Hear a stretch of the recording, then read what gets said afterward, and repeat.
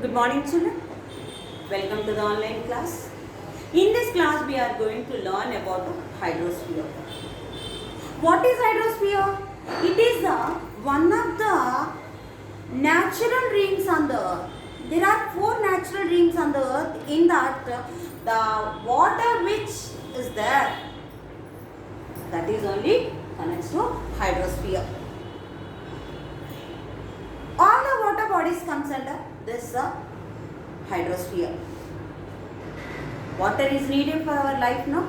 All the living beings on this earth needed water. Where does it comes? Simply we will give an answer like this. The main source of the water is rainfall. From billions of years, millions of years it is raining. Then what happened to this water? Is it stored like that only on this earth? If it is stored also, only less than 1% of the water only is suitable for drinking. And we know that our earth consists of 71% of the water. That means 2/3 of our earth comprises under water. Then only less than 1% of water is suitable for water, our drinking. What is this? To know this, we have to learn about a water cycle. Water cycle is a continuation process. That we call it as a hydrological cycle. What do we call? Hydrological cycle. This hydrological cycle, in this, the water moves from land surface to the ocean and ocean to the land surface to the atmosphere and from atmosphere to the land surface.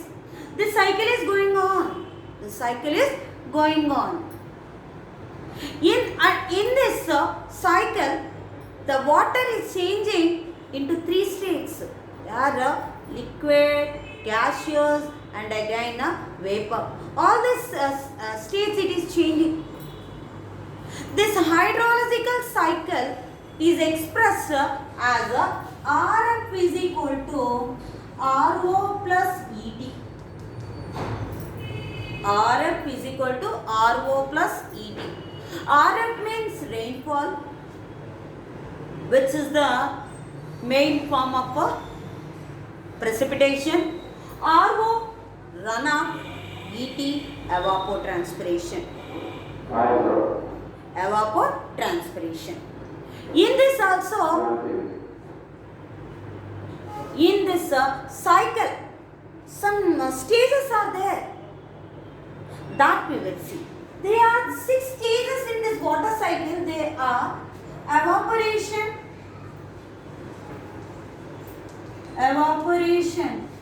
transportation,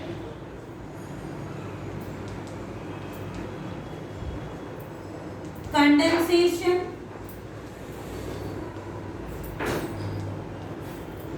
precipitation,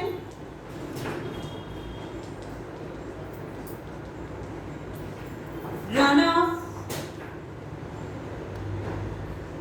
and last one is groundwater. These are the 6 stages in the water cycle, by which it is moving from surface to land surface to the atmosphere and atmosphere to the land surface. First one is evaporation. Evaporation is the one of the movement of the water from the land surface to the atmosphere. That means here the sun's heat in the form of energy, that means the sun rays. By that, the water evaporated. The water will be evaporated and this evaporated water will move towards the atmosphere. Mostly, this evaporation takes place on ocean surfaces because the oceans are the large water bodies. So, major portion of the evaporation happens on the oceans. Okay, next, transportation. Here we learned evaporation takes place in on oceans. that evaporate, that moves from land, ocean surface to the land surface.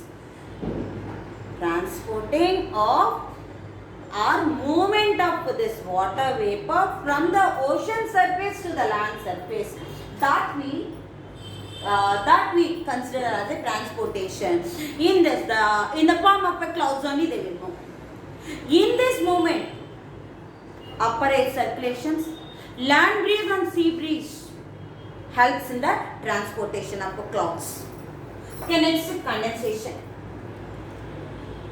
The water vapor eventually condenses and becomes as a tiny droplets and also form as a clouds. In that condensation part, the water vapor condenses as tiny droplets and also forms a clouds. Then fourth stage is the precipitation. It is the primary function or primary stage of the water cycle in which again the evaporated water comes to the surface of the earth. That is precipitation. In this main form we know that is rainfall. The clouds, the tiny condensed tiny droplets by forming as a clouds. When these clouds meet with the cool air, then these droplets comes down to the surface of the earth in the form of a precipitation, mainly in the form of rainfall, sleet and fog, dew. In all these forms it will come down. Next one, runoff. Most of the water which flows comes down hills as runoff. Some of the water in it penetrates into the soil. After that it will become as a groundwater. Then it joins with the oceans or water bodies. Then again the evaporation process will start. Next one, groundwater. This groundwater is the water which is penetrated into the soil. How do we get this water? Are we using? Yes, we are using this groundwater. Through artisan wells, bore wells and wells we are using, no? In that water, that is only groundwater. It is accumulated years back. When it is penetrating into the soil, sometimes the water will go beneath the rocks into the aquifers. And we are using that the water which is stored in aquifers only. Now we will discuss about the water sources. Water sources.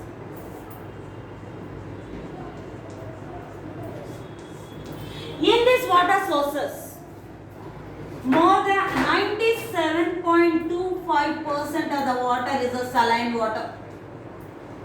97.25% is the water which is on this earth is a saline water, and 2.75% is only fresh water. Water sources, 97.25% in saline water form and 2.75% in fresh water. That only we will see in this table. Ocean, that means saline water, 97.25. The remaining is 2.75 fresh water, no? So we get the 2.75 in these sources. 2.05 in ice caps. Ice caps, that means in the form of a snow, and glaciers also. And in as a groundwater 0.68%, and in lakes 0.01, and whereas soil moisture 0.005%, and in the atmosphere also water vapor is there, no? That percentage is 0.001. In rivers we are observing water, then how much percentage is that? That percentage is 0.0001. Whatever the water is in the rivers, that is the percentage of this. Next, in the biosphere also water vapor is there. That comes with the 0.00004%. Okay, and now the water which is available on this earth, what we learned that only 1% of the water is fresh water. Now less than 1% is suitable for drinking. In that 68.07% is in the form of snow, or in the form of accumulated ice, which is in Antarctica region and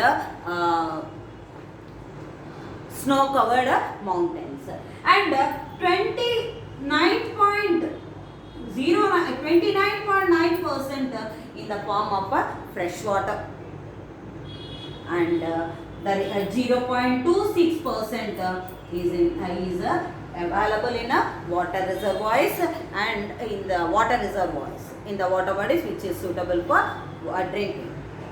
And we will meet you in the next class with the new topic. Thank you, children.